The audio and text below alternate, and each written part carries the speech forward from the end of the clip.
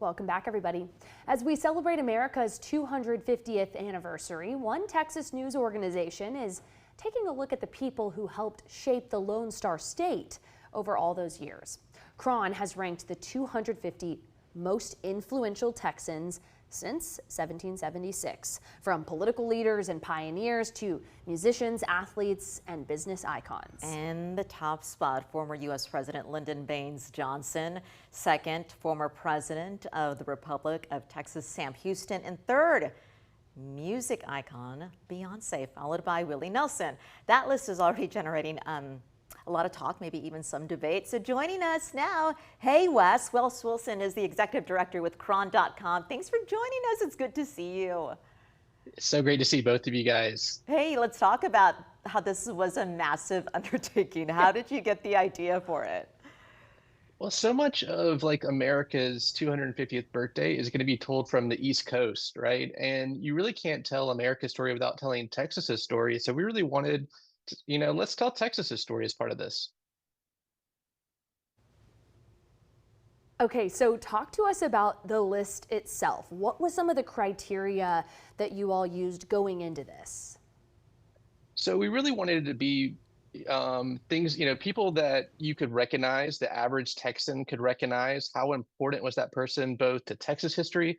How important were they to US history or the world? And, when you see their name, how much does it make you think Texas? Those were, where we kind of scored people. We did have a methodology, and that's also on our site to explain some of the process. And then it's very difficult to put together, presidents and musicians and actors and sports figures all in one list, but that's kind of how we started with it. Okay, I get where you're going, and now I can see the path of how you were getting to the list here. What was the most debatable or controversial that you saw from that list that people are talking about? It really comes down, I think, to some of the entertainers. Are people, are you a Willie fan or a Beyonce fan or Selena or George Strait? And then how we maybe put those over presidents. But, I just finished reading the John Meacham biography about George H.W. Bush, and I'm still pretty comfortable with, where we have folks, because like a George H.W., he was in Texas for a time and then he was away for a long time in China as ambassador, CIA director. And so I feel really good with where we have our list at. Okay, I'm such a insider methodology girl, the investigator in me. I want to know more about that methodology. Talk to me about some of the specifics. I know people can go on your site and read the whole methodology, but what do you think are some of the things that might be a tipping point when you've got, two iconic people next to each other? What pushes them over the edge to bump them up on that list?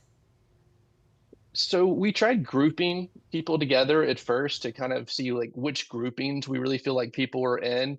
And then it was stress testing a lot with our team, and that happened multiple times, both with, specific teams that are very knowledgeable about a certain topic like sports, versus other teams in the larger group. But we get that this is a very subjective thing, and some people are going to have strong feelings. But it was kind of more like a love letter to Texas, and it's really cool going through this list. 250 is a lot, and seeing how much Texas contributed to our country.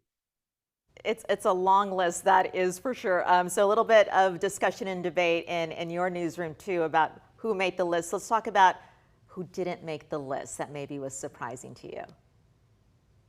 Oh, we've already had some of that where even some of the other newsrooms are like, well, what about so and so, or what about this person? And I didn't go back through some of like we had 400 names, and whittling that down to 250, was sometimes very difficult about who didn't. So I looked a lot more at who made it than who didn't as I came in. But if you guys have any specifics that you think of, like I'm happy to chat about those.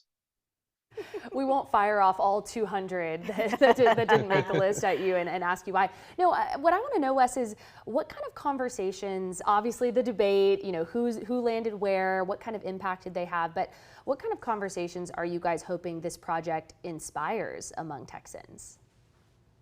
Yeah, even when you may not know the name on the list, the hope is that you're like, oh, wow, I didn't know that that person did this. So, I didn't know that, Jack Kirby invented the integrated circuit, which is, now the first microchip essentially. And that you're able to like, oh, you like really learn things about the state, and that you have a UT professor that wins, Nobel Prize for chemistry at 97 and just really like learn things about the state. And some of it may reinforce what you already knew, oh, yes, I want Selena in the top 10.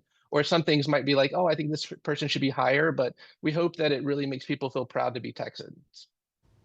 Incredible. I can say just going through that list, I felt that way too. I was Yeah. Googling a few names and saying, oh my gosh, they're a Texan? How cool. So Wes, thank you so much for your work on the list. We can't wait to see more of the chatter about it as it goes out. Thanks for joining us for a little bit of the peek behind the curtain about how you put it together.